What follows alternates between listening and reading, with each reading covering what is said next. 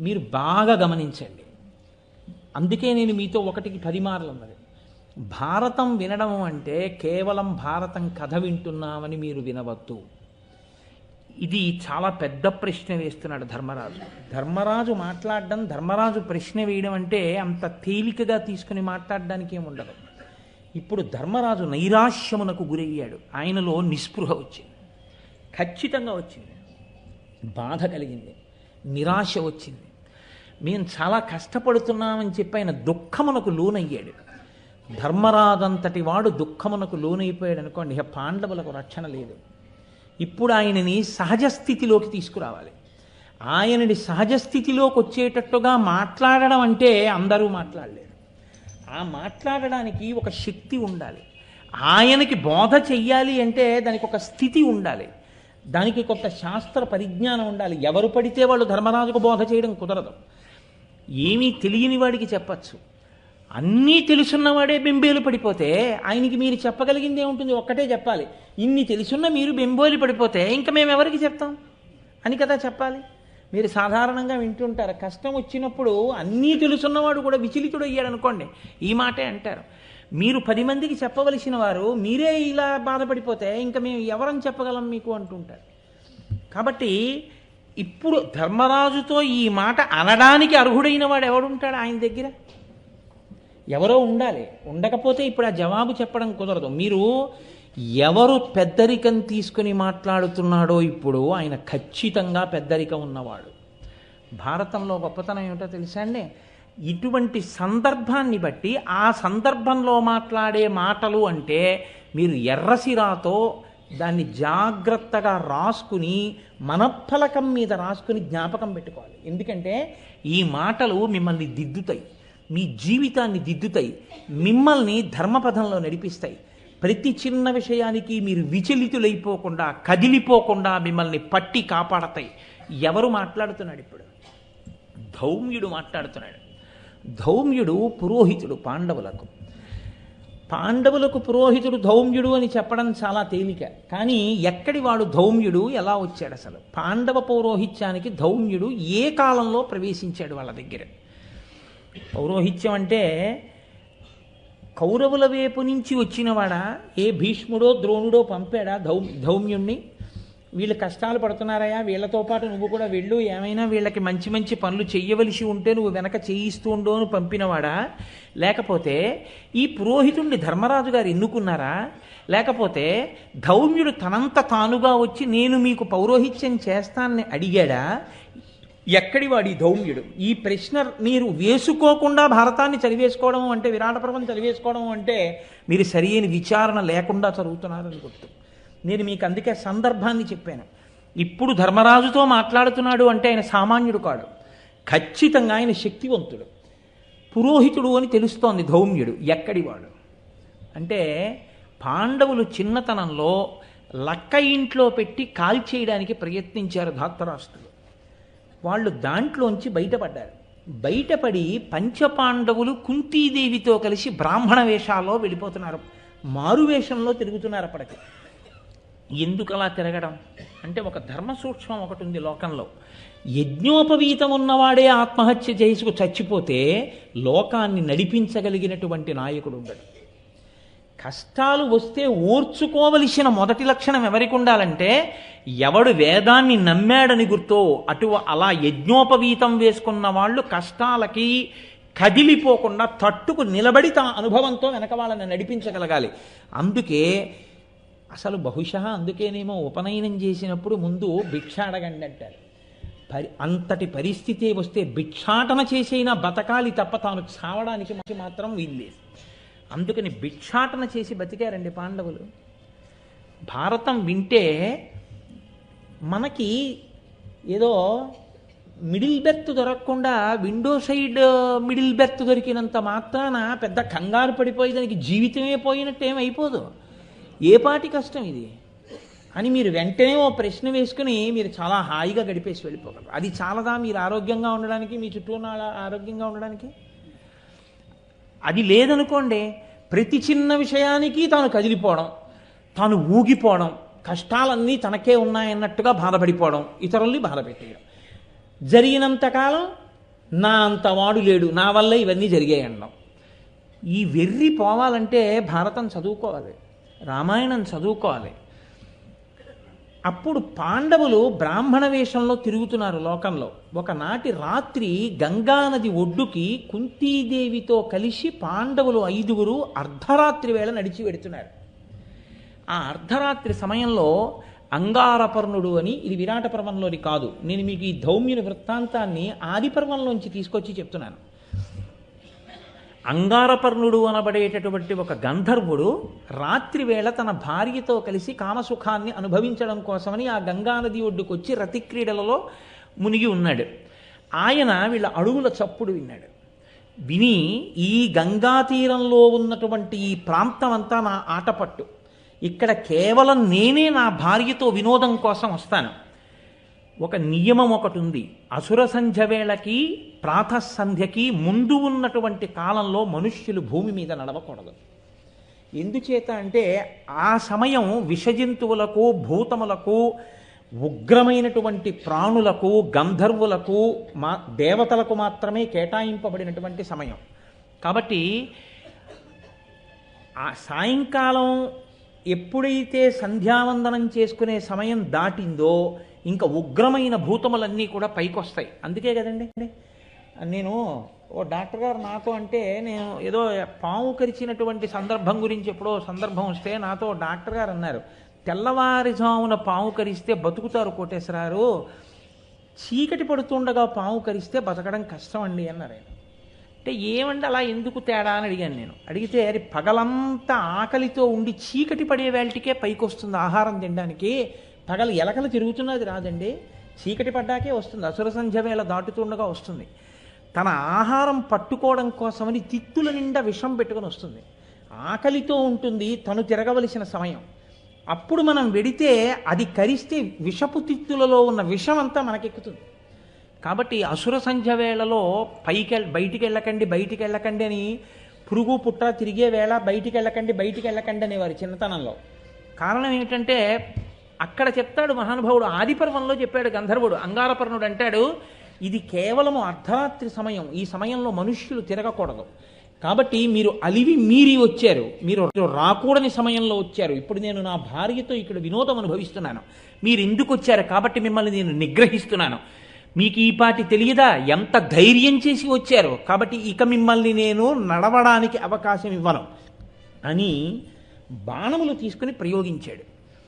ప్రయోగిస్తే అర్జునుడు చూసి అన్నాడు, ఈ పాటి బాణములకు బెదిరిపోయే వాళ్ళని అనుకోకు, ఉత్తర క్షణంలో నీ బాణములనన్నింటినీ నిగ్రహించి నిన్ను చాప చుట్టి పడగొట్టినట్టు పడగొడతానేమనుకున్నావో అని కురివితో, చేతితో పట్టుకున్నటువంటి కురివితో అంగారపర్ణుడు వేసిన బాణాలన్నింటినీ కూడా చిందరవందర చేసి తన ధనస్సులో బాణములను సంధించి విడిచిపెట్టి అంగారపర్ణుడిని కొట్టాడు. కొడితే ఆ అంగారపర్ణుడి కింద పడిపోయాడు. పడిపోతే ఆయన్ని తీసుకొచ్చారు ఈడ్చి. ధర్మరాజు గారు కూర్చుని ఉన్నారు. పాండవులది మీరు భారతం కొంచెం జాగ్రత్తగా చదివితే అదో గమ్మత్తు. వాళ్ళు ధర్మరాజుతో విభేదించరు అని మీరు అనుకుంటే తప్పు. ధర్మరాజుతో విభేదించకపోవడం అన్నది ఎప్పుడు ఉంటుందంటే ధర్మరాజుతో సమానమైనటువంటి, కానీ ధర్మరాజు గారి మీద భక్తి ఉంది, గౌరవం ఉంది, కాబట్టి ఇప్పుడు అంగారపర్ణుడి నుండి తీసుకొచ్చి ఆయన కాళ్ళ దగ్గర పారేశారు. ఆయనకి ధర్మరాజును చూస్తే సంతోషం, ఎందుకంటే నేను ఓడిపోయిన వాడిని, దెబ్బలు తిన్నవాడిని, నన్ను చంపేయకండి అని ఆ అంగారపర్ణుడి భార్య కూడా ధర్మరాజుని ప్రార్థన చేసింది, మీరు రాజులు కాపాడండి అంది. ఎలా కనిపెట్టింది రాజులని బ్రాహ్మణ వేషంలో ఉంటే? అంటే వాళ్ళ తేజస్సు తెలిసిపోతోంది, క్షాత్రధర్మం తెలిసిపోతోంది, చేసిన బాణ ప్రయోగం తెలిసిపోతోంది. ఇప్పుడు ధర్మరాజు గారు అన్నాడు, ధనస్సు చేతిలో లేనివాడు, విన్నిచ్చినవాడు, యుద్ధభూమిలో కిందకి ఒరిగిపోయినవాడు, శరణార్థినన్నవాడు, వాణ్ణి చంపకూడదు, కాబట్టి భీమార్జునులారా వాణ్ణి వదిలేయండి అన్నావా అన్నారు, వదిలేశారు. ఇప్పుడు ఆ అంగారపర్ణుడు లేచి ఒక చిత్రమైన మాట అన్నాడు, ఇది భారతం అంటే.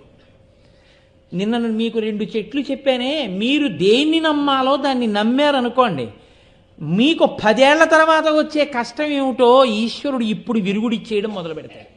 పుట్టగానే పోలియో వ్యాక్సిన్ ఇచ్చి జీవితంలో పోలియో రాకుండా చేసినట్టు ధర్మం పట్టుకున్న వాడికి ప్రమాదం రాకుండా వాడి జీవితానికి కావలసిన అభ్యున్నతిని ఈశ్వరుడు నిర్ణయం చేసి ఉంచుతాడు. అది పట్టుకోవడం వస్తే చాలు. ధర్మాన్ని పట్టుకున్నారు పాండవులు. భగవంతుడు వాళ్ళకి ఏది లేదో, ఏది ఉండాలో, ఏది రావాలో నిర్ణయం చేసేసాడు. వాళ్ళు ఆ అంగారపర్ణుడిని రక్షణ చేస్తే ఆయన అన్నాడు, మిమ్మల్ని చూస్తే నాకు చాలా సంతోషంగా ఉంది, నేను మీతో స్నేహం చేస్తాను. అర్జున, నీ బాణప్రయోగాన్ని చేసి నేను ముగ్ధుణ్ణైపోయానయ్యా, నీకు చాక్షుషీ విద్యనిస్తాను, తీసుకోమన్నాడు. చాక్షుషీ విద్య అంటే అందరికీ ఉండదు, ఒక్క గంధర్వులకే ఉంటుంది. ఆయన ఆ విద్య తెలుసున్నవాడు ఇక్కడ కూర్చుని కళ్ళు మూసుకుంటే 3 లోకాల్లో ఎక్కడేమవుతోందో తెలుసుకుంటాడు. అటువంటి విద్య నీకు ఇస్తాను, స్వీకరించమన్నాడు. గంధర్వజాతి గుర్రాలని ఉంటాయి ప్రత్యేకం. ఆ గుర్రాలు రావడం కూడా చాలా చిత్రమైన స్థితిలో వచ్చాయి. వృత్రాసురుడు అనేటటువంటి ఆయన్ని ఇంద్రుడు చంపాడు. చంపినప్పుడు వజ్రాయుధపు ముక్కలు పడ్డాయి. అందులో ఒక ముక్క ఈ గంధర్వజాతి గుర్రాల్లోకి ప్రవేశించింది. అందుకని వాటి దౌడు వేరు, వాటి పరుగు వేరుగా ఉంటుంది, వాటి ఆ లంఘనం వేరుగా ఉంటుంది, వాటి లాఘవం వేరుగా ఉంటుంది. కాబట్టి అటువంటి గుర్రాలు కొన్ని 100 మీకు బహూకరిస్తానన్నాడు. ఇక్కడే మీరు గమనించాలి, పాండవులకు ఎప్పుడు ధర్మం కావాలి. అర్జునుడు అన్నాడు, ఇలాంటప్పుడు మనం ఇవన్నీ పుచ్చేసుకుంటే దుర్యోధనుడు ఏం చేస్తున్నాడో అసలు ఇక్కడి నుంచే చూస్తే ఇక మళ్ళీ మన లక్కింట్లో పెట్టలేడు అనుకోవాలి కదండి. ఇప్పుడు ఏ కష్టం పడ్డాడో మనిషి, అలాంటి కష్టం రాకుండా ఉండే అవకాశం ఎవడైనా పట్టుకొచ్చి ఇచ్చాడు అనుకోండి, వెంటనే ఒప్పుకుంటాడు కదా. అది లక్క ఇల్లని తెలియక కదా వాళ్ళు అందులోకి వెళ్ళారు. కాబట్టి కదా సొరంగ మార్గంలోంచి బయటకు వచ్చి బ్రాహ్మణ వేషంలో తిరుగుతున్నారు. ఇలా కూర్చుని ఇలా అనేటప్పటికీ ఎవడేం చేస్తున్నాడో తెలిసిపోతుంది అనుకోండి, ఇంకెంత హాయ్, గొడవలేదు హాయ్. కాబట్టి ఇచ్చేయమనాలి. ఇది ఎలా ఉంటుందంటే, ఈ ధర్మం అన్నది ఎప్పుడు చెప్పినా అలాగే ఉంటుంది. అందుకే వేదాన్ని ఆధారం చేసుకుని మాట్లాడతాయి మన పురాణాలన్నీ, మన ఇతిహాసాలన్నీ. రామాయణంలో సీతమ్మని హనుమ నేను నిన్ను తీసుకెడతానంటే రాముడు వచ్చి తీసుకెళ్ళాలి తప్ప నేను నీతో రానంది. ధర్మం ఎప్పుడూ ధర్మమే. అర్జునుడు అన్నాడు, నేను ఒక్క నా గురువుల దగ్గర బ్రాహ్మణుల దగ్గర విద్య నేర్చుకుంటాను తప్ప ఇలా అందరి దగ్గర నేను విద్య పుచ్చుకోను. అలా విద్య పుచ్చుకోవడం, ధనం పుచ్చుకోవడం, అటువంటి పనులు నేను చెయ్యను. మిత్రమా, గుర్రాలు ఇస్తానన్నావు, గుర్రాలు నీకు నాకు స్నేహం అన్నావు, బాగుంది. నీవు ఇచ్చినా నాకు ఆ చాక్షుషీ విద్య అక్కర్లేదన్నాడు. ఇది అర్జునుడు అంటే, పాండవుల యొక్క ధర్మ నిరతి అంటే అటువంటి అని ఒక మాట అన్నాడు.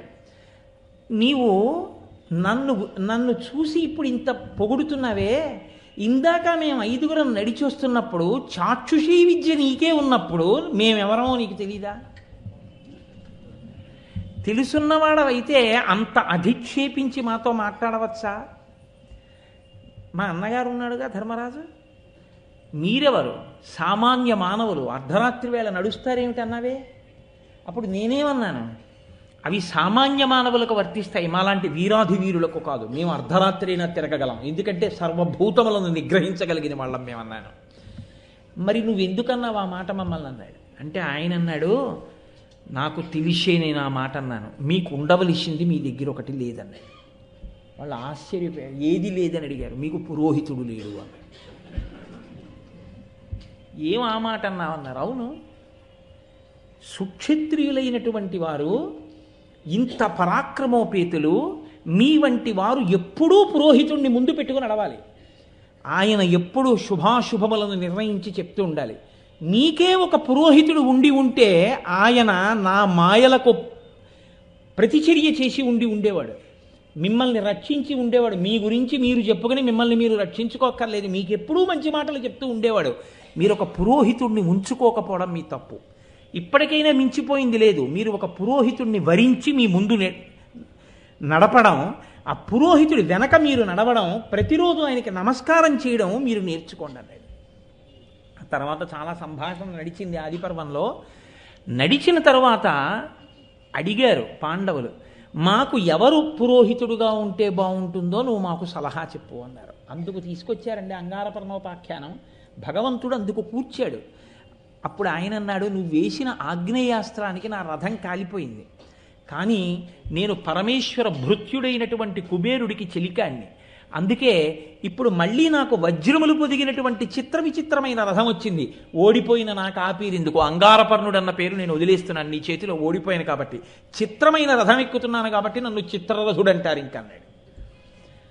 ఆయన చిత్రమైన వ్యక్తి నిజంగా అసలు అని ఎవరిని వాళ్ళు పురోహితుడిగా వరించవలసి ఉంటుందో చెప్పాడు. మీరు ఉత్కోచం అనేటటువంటి పర్వతం ఉంది, ఈ గంగానదిని దాటి ఆవలి ఒడ్డుకు వెళ్ళండి.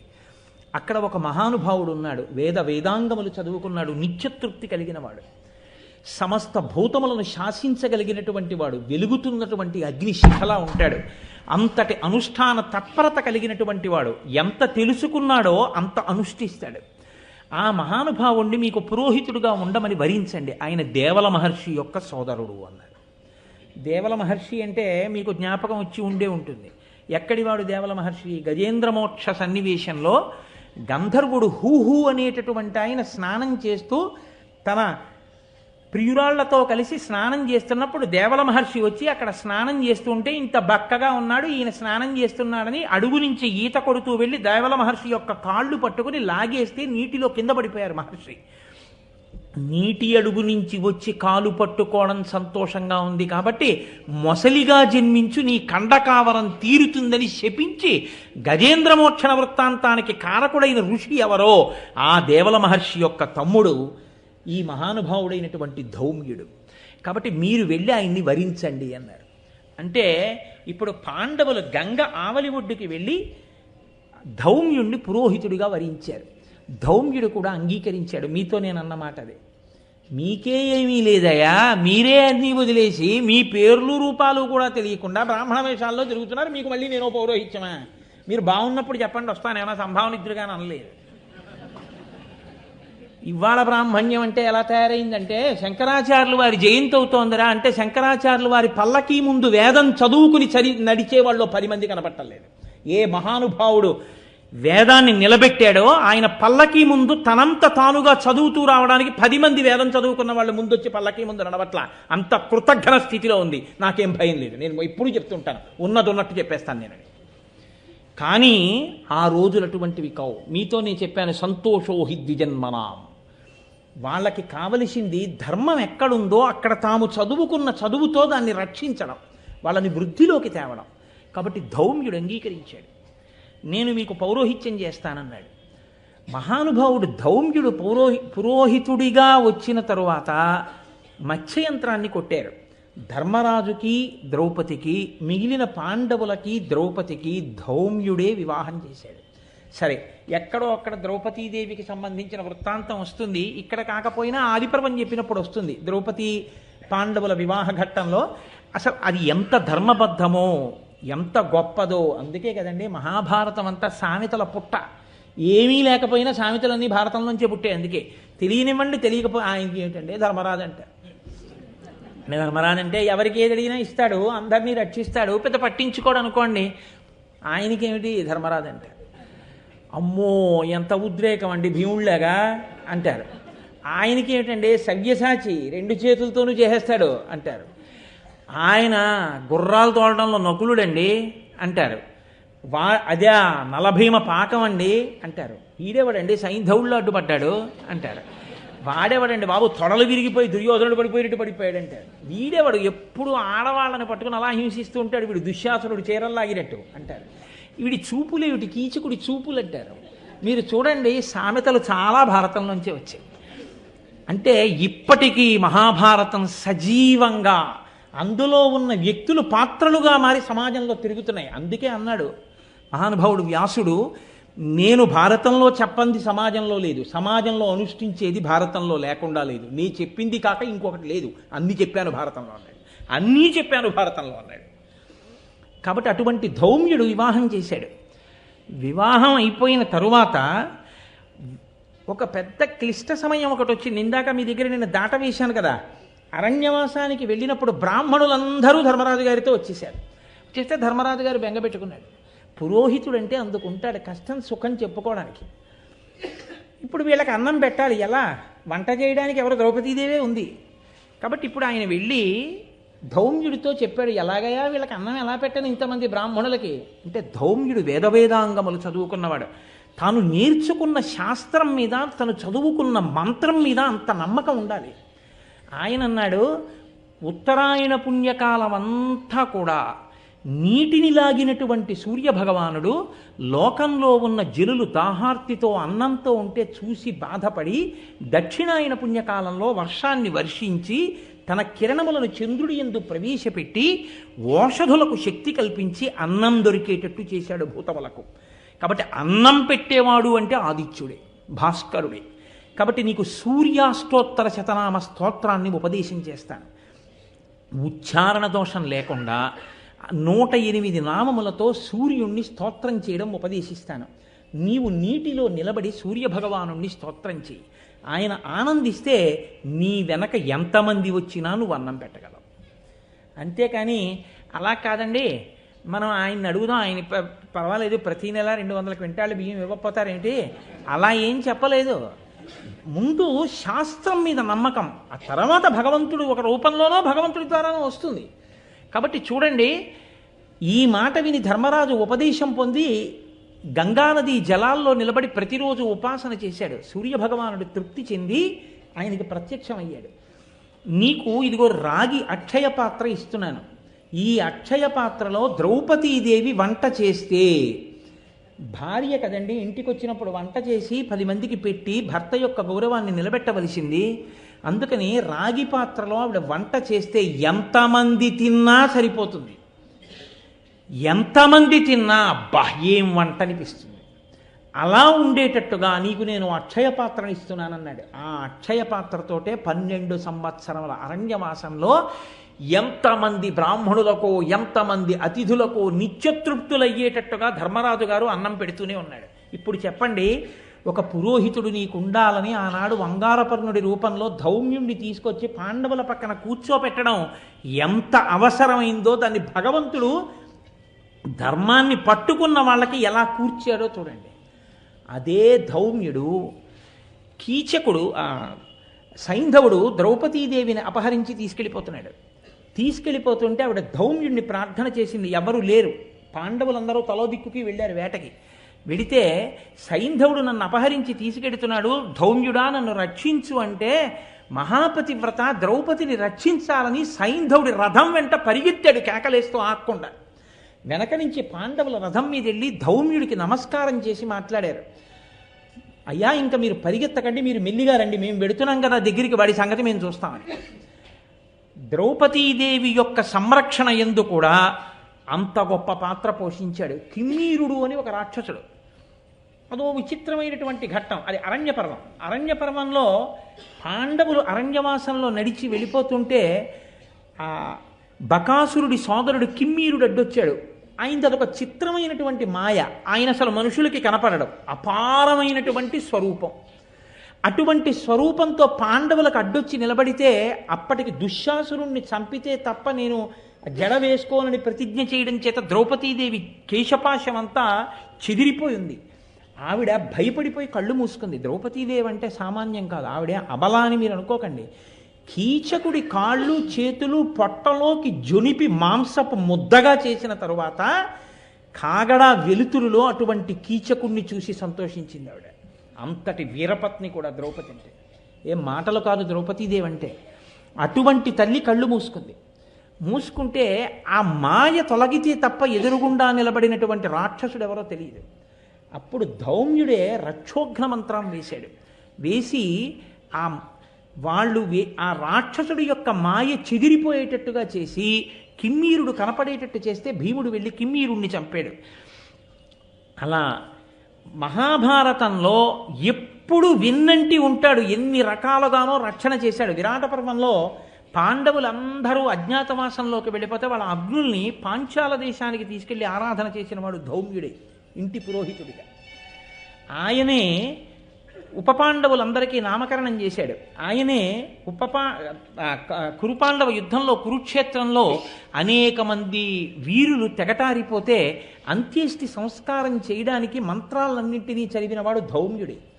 కాబట్టి ధౌమ్యుడి పాత్ర అంత సామాన్యమైన పాత్ర కాదు.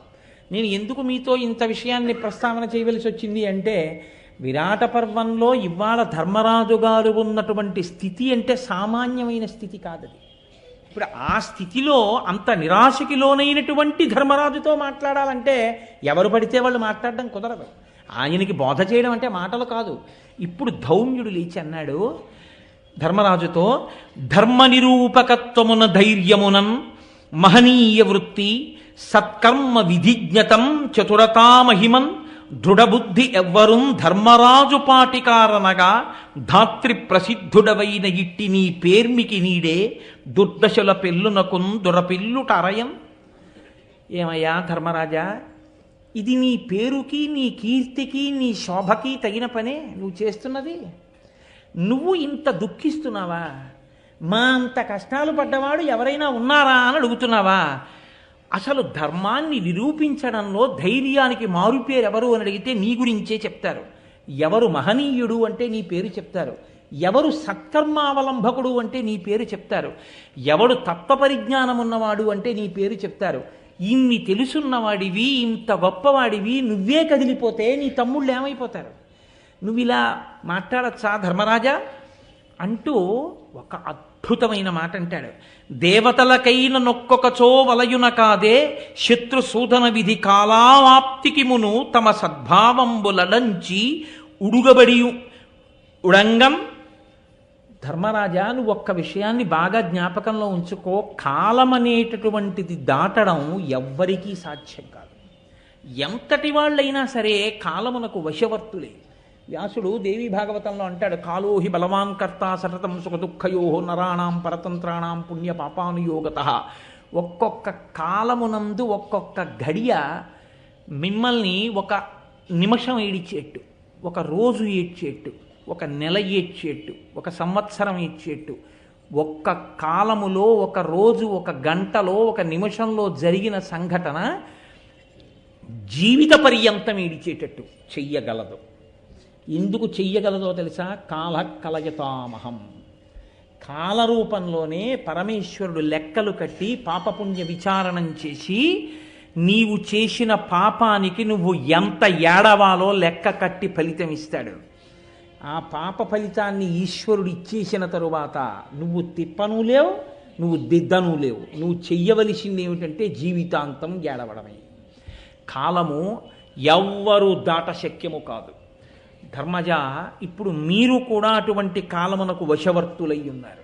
కాబట్టి ఇప్పుడు భగవంతుణ్ణి గట్టిగా పట్టుకోవాలి. కాలము కలిసి వచ్చే వరకు ఓర్పు పట్టవలసి ఉంటుంది తప్ప నీకు తెలియనివా ఇవన్నీ?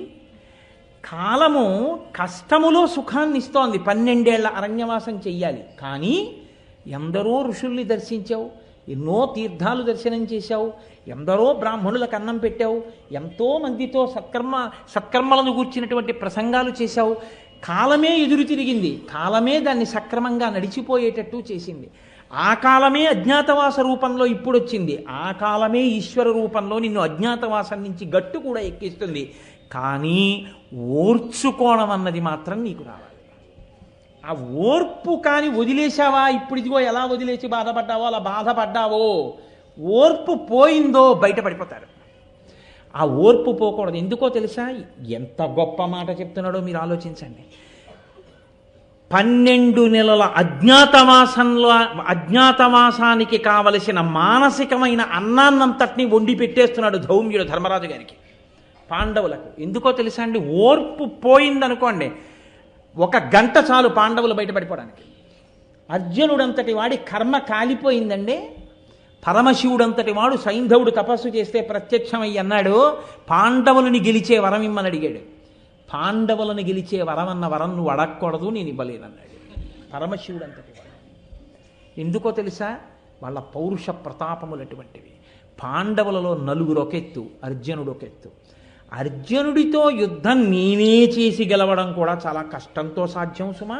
గెలవనని అనను, కానీ చాలా కష్టంతో సాధ్యం.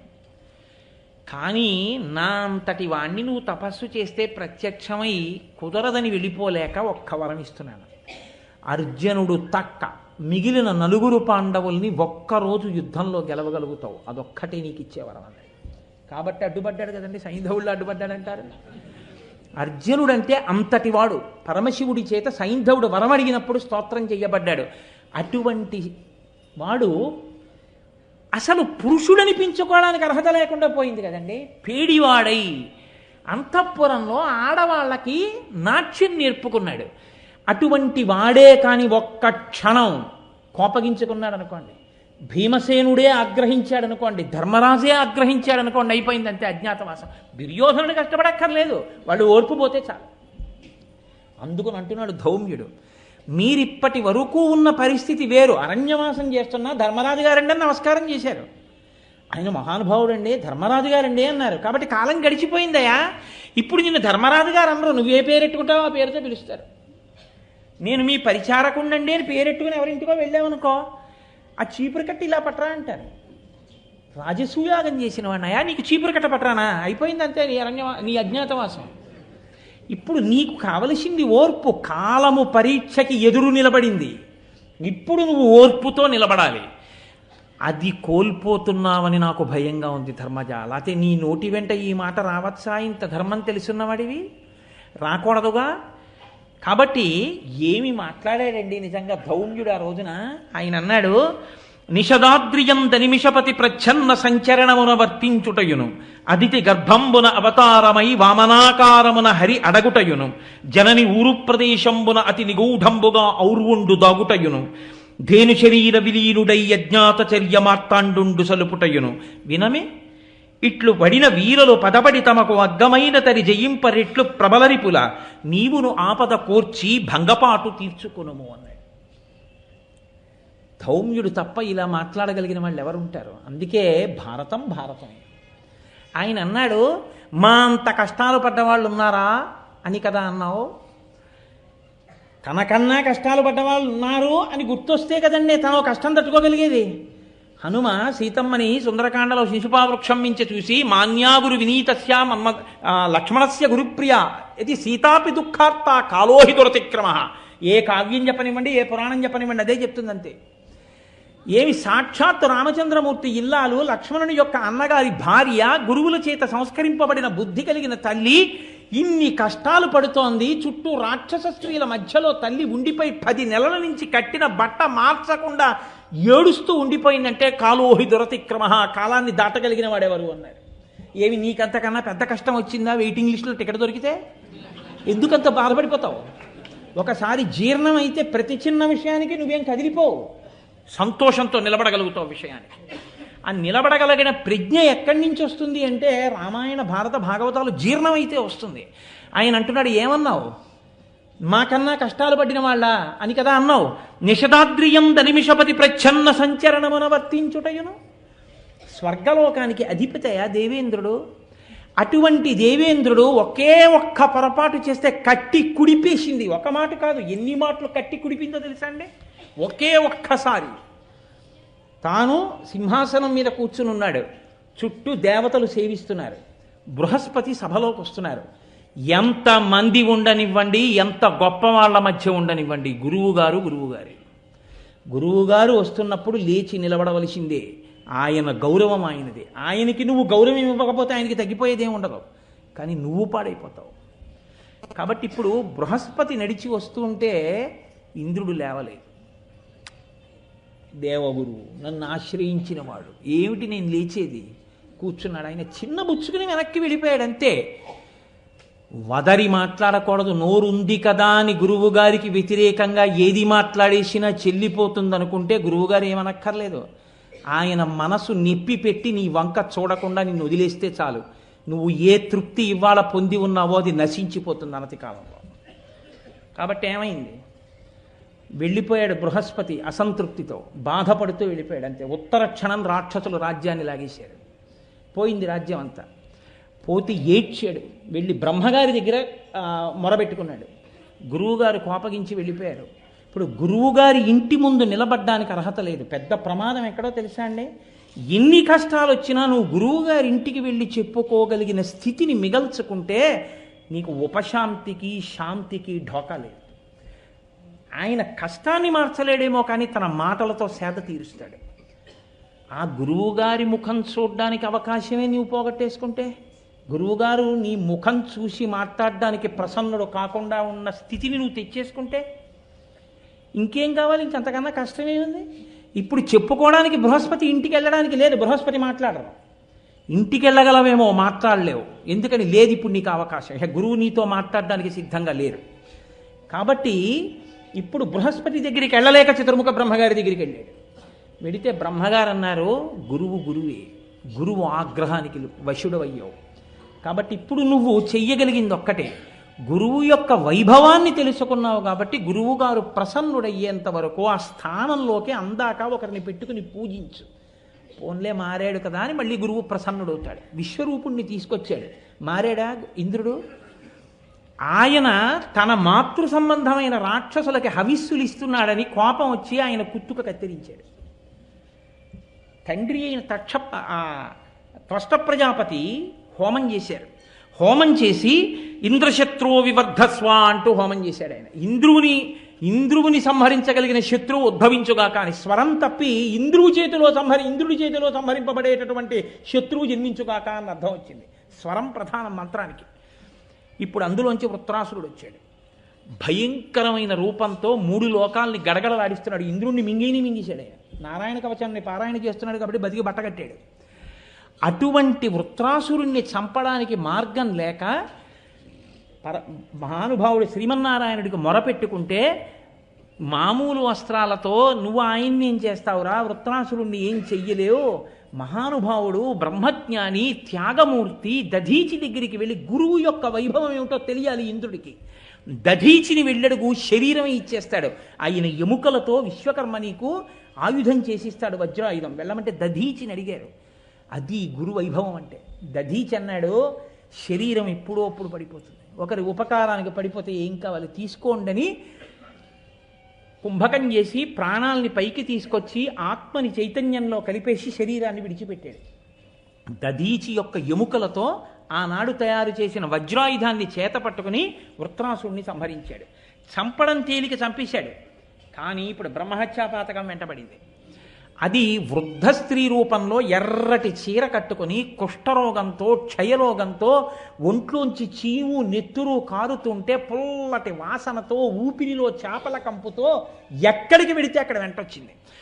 10 దిక్కులు తిరిగాడు, ఊర్ధ్వలోకాలకు వెళ్ళాడు. ఎక్కడికి వెళ్ళినా తన వెనకాతలే ఉంది. అసలు ఆవిడ వెనక ఉన్నంత వరకు ఇహ మనశ్శాంతి లేదు. ఇప్పుడు ఎక్కడికి వెడితే తన వెంటపడ్డం మానేస్తుందని ఆలోచించాడు. ఈశాన్యం పరమేశ్వర స్థానం కాబట్టి ఈశాన్యమున ఉన్న మానస సరోవరానికి ఎడతానన్నాడు. అందుకని మానస సరోవరానికి గొప్పతనం వచ్చింది.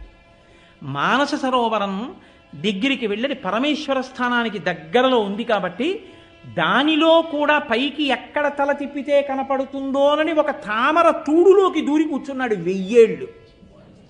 ఈలోగా నహుషుడు ఇంద్రుడయ్యాడు. ఇంద్రుడై ఇంద్ర పదవిలో కూర్చోవడం కాదు, శచీదేవిని పొందాలన్నాడు. ఇన్ఛార్జి పోస్టులోకి వచ్చినవాడు ఇన్ఛార్జి పోస్టులో ఉండాలి. అలా ఉండడం మానేసి ఇంద్రుడి భార్య శచీదేవి కావాలన్నాడు. అప్పుడు ఆవిడ వెళ్ళి బృహస్పతిని అడిగింది, ఎలా నాకు తప్పుతుంది ఈ ప్రమాదం అని. గురువు ప్రసన్నుడు. ఆవిడికి ఆపద వచ్చిందనేటప్పటికీ ఇంద్రుడు ప్రవర్తించిన కృతజ్ఞతని మరిచిపోయాడు. సప్తర్షులు మోసిన పల్లకి ఎక్కి రా, నీకు భార్యనవుతానని చెప్పన్నాడు.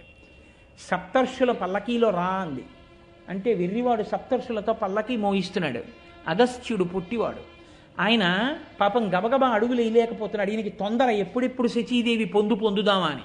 అందుకని ఆయన్ని తొందర చేసి సర్ప అన్నాడు. తొందరగానడు అన్నాడు. ఆయనకి కోపం వచ్చి పైకి చూసి అన్నాడు, సర్ప అని నన్ను పొడుస్తావు, పొట్టివాడిని, కాళ్ళు ఇంతకన్నా పడవు, సర్ప అని నన్ను తోసావు కాబట్టి నువ్వు పైనుంచి కిందకి సర్పం అయిపోడు అన్నాడు. పామై కింద పడ్డాడు. అప్పుడు 1000 సంవత్సరాల తర్వాత యాగం చేసి ఇంద్రుడు తన పాపాన్ని పోగొట్టుకుని పరమేశ్వర స్థానానికి దగ్గరగా 1000 ఏళ్ళు ఉన్నాడు కాబట్టి అప్పుడు పోయింది బ్రహ్మహత్యాపాతకం. అప్పుడు బయటికి వచ్చి మళ్ళీ ఇంద్ర పదవిలో కూర్చున్నాడు. ఏమయ్యా ధర్మరాజా, ఇంతకన్నా పెద్ద కష్టమా నీది అని అడిగాడు. ఇది మాట్లాడడం అంటే, ఇది ధౌమ్యుడు అంటే. ఇప్పుడు ధర్మరాజు గారికి వాళ్ళ కష్టం ముందు నా కష్టం ఏ పాటి, నేనంత కష్టమేం పట్టలేదుగా. ఎంత పెద్ద మాట తీసుకొచ్చి వేసేశాడో చూడండి. మొట్టమొదటి నిషదాద్రియంద నిమిషపతి ప్రచ్ఛన్న సంచరణమున వర్తించుటయును. తన రూపం కూడా కాకుండా ప్రచ్ఛన్నంగా కామరూపంలో వేరొక రూపంలో తిరిగాడయా ఇంద్రుడు. అదితి గర్భంబున అవతారమై వామనాకారమున హరి అడగుటయును. చిత్రం ఏమిటో తెలుసా అండి, పద్యం అంతా గురువైభవం మీద పెడుతోంది. మీరు గమనించండి. ఎందుకో తెలుసా, చెప్పడం తేలికండి అంటాడేమో, అలా అనడు ధర్మరాజు. చెప్తున్న గురువుల మాట వినాలి. ఎందుకు అదితి గర్భంలో అడిగాడు వామనమూర్తి అయి అణగి ఉన్నారట. ఎవరు? శ్రీ మహావిష్ణువు. ఎవరు శ్రీ మహావిష్ణువు అంటే సమస్త విశ్వమునందు వ్యాపించి ఉన్నవాడు. ఇందుగలడు అందులేడని సందేహము వలదు చక్రి సర్వోపగతుండు, ఎందెందు వెదకి చూచిన అందందే కలడు దానవాగ్రని వింటి. అటువంటి వాడు అదితి కడుపులో అణిగి మణిగి పడున్నాడు కొన్ని నెలలు. ఏమి ఎందుకు పడి ఉండాలి అలాగా? ఒక్కటే కారణం. ఒకానొకప్పుడు ఇంద్రుడు బృహస్పతి యొక్క అనుగ్రహాన్ని పోగొట్టుకుని కాదు, ఇంద్రుడు బృహస్పతిని ఎంత సేవించాడో అంతకన్నా సేవించాడు బలిచక్రవర్తి శుక్రాచార్యుల వారిని. గురువుగారి ప్రసన్నత అంటే అంతే. శుక్రాచార్యుల వారు అనుగ్రహించారు. రావయ్య, ఇంత సేవ చేశావు, నీకు వైభవం ఇప్పిస్తానన్నాడు. విశ్వజిత్ యాగం చేయించాడు. యాగం పూర్తయింది. యాగమధ్యంలోంచి బ్రహ్మాండమైనటువంటి స్వర్ణ తేరు పైకొచ్చింది. దాని మీద వస్త్రం కప్పి ఉంది. దానిని పూంచినటువంటి సింహాలు, దానికి అక్షయమాన తూణీరాలు, గొప్ప ధనస్సు, ఆయుధాలు అన్నిటితో రథం పైకొచ్చింది. బలిచక్రవర్తి ఆ రథం మీద కూర్చుని ఇంద్రుణ్ణి ఓడించడానికని చెప్పి దేవలోకానికి వెళ్ళాడు. వెడితే ఆయన ఉద్ధతికి తట్టుకోలేకపోయాడు. తట్టుకోలేక ఇంద్రుడు బృహస్పతి దగ్గరికి వెళ్ళాడు. వెళ్ళి, నేను ఇవాళ బలిచక్రవర్తిని ఎదిరించి నిలబడలేకపోతున్నాను, ఎలా నేను ఈ ఇంద్రవైభవం నిలబెట్టుకోవడం అన్నాడు. ఆ రోజున బృహస్పతి చెప్పిన మాట ఏమిటో తెలుసా అండి? గురువు గారి అనుగ్రహంతో ఇవాళ బలిచక్రవర్తి నిన్ను కూడా నిగ్రహించగలిగిన స్థితికి వచ్చేశాడు. గురువులంతా సేవించాడు. గురువు అనుగ్రహం మనశ్శాంతికి కారణం. నీవు ఇంత వైభవంతో ఉన్నవాణ్ణి తొలగదోయగలిగిన శక్తి ఎక్కడిదంటే ఆ గురువుగారి అనుగ్రహం. కాబట్టి ఇప్పుడు నీకున్న ఒకే ఒక మార్గం, కాలం కలిసి వచ్చే వరకు పదవి వదిలిపెట్టి పారిపోవడమే. కాలం కలిసి రావడం అంటే ఏమవ్వాలి? గురువు అనుగ్రహం బలిచక్రవర్తికి పోవాలి. బలిచక్రవర్తికి గురువుగారు అనుగ్రహం పోవాలంటే ఏం చేయాలి? గురువుగారిని అధిక్షేపించాలి. గురువుగారు చెప్పిన మాట పక్కన పెట్టేయాలి. నేను విననాలి. గురువుగారిని తిట్టక్కర్లేదు, గురువుగారిని విమర్శించక్కర్లేదు. గురువుగారిని చెప్పిన మాట చెయ్యనంటే చాలు, గురువుగారికి కోపం వస్తుంది. గురువుగారిని తిట్టడమే మొదలెడితే. కాబట్టి ఎంత ప్రమాదం వస్తుందో చూపిస్తుంది భారతం. కాబట్టి ఇప్పుడు ఏం చేశాడు? ఆ గురువుగారికి దూరం అవ్వాలి. అయ్యేంత వరకు నువ్వు వేచి ఉండాలి. వేచి ఉండాలి కాబట్టి వెళ్ళిపో అంతే. ఎంత కష్టం పడ్డాడో తెలుసా అండి మళ్ళీ ఇంద్రుడు? చెప్పుకుంది అదితి. నేను మీతో తరచుగా ప్రస్తావన చేస్తుంటాను. ఎండకన్నెరుగని ఇంద్రుని ఇల్లాలు పలుపంచలను జాలి పడెను నేడు. ఆఖరికి ఆ జయంతాదులు శబరార్భకుల వెంట చనిరి నేడు. అమరులకు ఆధారమవు అమరావతి అసురులకు అటపట్టయ్య నేడు. బలి జగములనెల్ల బలిగిచునున్నాడు వాని గెలువరాదు వాసవనకు. యాగభాగమెల్ల అతడు ఆహరించును కడగి దేవతలకొక్క కడియ నీడు అని చెప్పుకుంది. ఇవాళ బలిచక్రవర్తి ఏ స్థితికి వెళ్ళిపోయాడో తెలుసా? రాజ్యాన్నంతటినీ ఆక్రమిస్తే ఇంద్రుడు ఎక్కడైనా ఉన్నాడని తెలిస్తే శత్రుశేషం మిగలకూడదని చంపేస్తాడేమోనని అరణ్యాలు పట్టి పారిపోయాడు. నా కోడలు ఎండకన్నెరుగని శచీదేవి ఎక్కడో పలు పంచలను జాలి పడిన నేడు 10 ఇళ్లల్లో ఊడిగం చేసుకుంటాను. కలిమి గారాబు బిడ్డలు జయంతాదులు శబరార్భకుల వెంట తనిరి నేడు. ఐశ్వర్యానికి మారుపేరైనటువంటి జయంతాదులు ఇంద్రుడి కొడుకులు ఎక్కడో ఆ బిల్లుపుత్రులతో కలిసి అరణ్యంలో ఆడుకుంటున్నారు. అమరులకాధారమవు అమరావతి అసురుల కటపట్టయ్యనేడు. దేవలోకానికి రాజధాని అయిన అమరావతి రాక్షసులు ఇవాళ ఆటపట్టుగా స్వీకరించారు. బలి జగములనెల్ల బలియుచునున్నాడు వాని గెలువరాదు వాసవునకు. ఇవాళ ఇంద్రుడు గెలవలేడు. నా కొడుకు రాజ్యభ్రష్టుడైపోయాడు. ఆఖరికి నా కొడుకు పరిస్థితి ఎలా అయిపోయిందంటే, కడగి దేవతలకొక్క కడియనీయుడు. హవిస్సులు ఇస్తూ ఉంటే బలిచక్రవర్తి అంతా పుచ్చుకుంటున్నాడు. ఇంద్రుడికి వెళ్ళవలసిన హవిర్భాగాన్ని కూడా ఇంద్రుడికి ఇవ్వట్లేదు. అన్నం లేక ఏడుస్తున్నాడయా నా కొడుకు. నా కొడుక్కి ఎలా వస్తుంది మళ్ళీ ఇంద్రపదమని అడిగింది. ఎవరిని? కశ్యప ప్రజాపతిని అడిగింది. గురుస్వరూపం. యోమే భర్తా సమీ గురు తం నిత్యమనురక్తాస్మి యథారూపాం సువర్చల అంటుంది సీతమ్మ. భర్తని మించిన గురువు లోకంలో ఉండడు.